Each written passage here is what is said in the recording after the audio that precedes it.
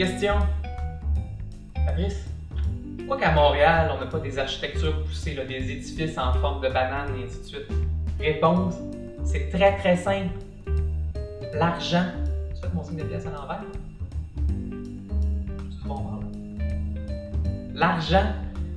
Écoute, la seule raison pourquoi Abu Dhabi a des tours comme ça avec des architectures complètement extraordinaires, c'est l'argent. C'est aussi simple que ça. Ça coûte cher de construire avec des architectures poussées. Ici, les architectes font le maximum pour rester dans, au fond, la gamme de prix de la masse. C'est aussi simple que ça. Si les architectes avaient plus de budget, on aurait des architectures éclatées. On doit avoir des édifices. Et pour avoir un édifice le plus maximisé, le plus rentable financièrement, on arrive souvent à des édifices rectangulaires, carrés, classiques.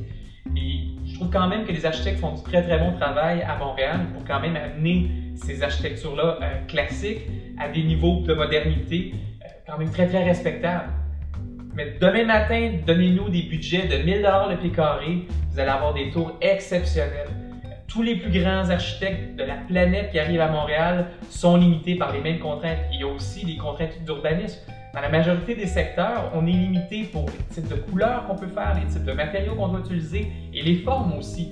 Donc, c'est souvent des idées très très flyées des architectes au départ qui sont ramenées sur terre par des fonctionnaires dans les conseils, le CCU qu'on appelle le conseil consultatif d'urbanisme et qui viennent limiter au fond les idées de grandeur des architectes, malheureusement.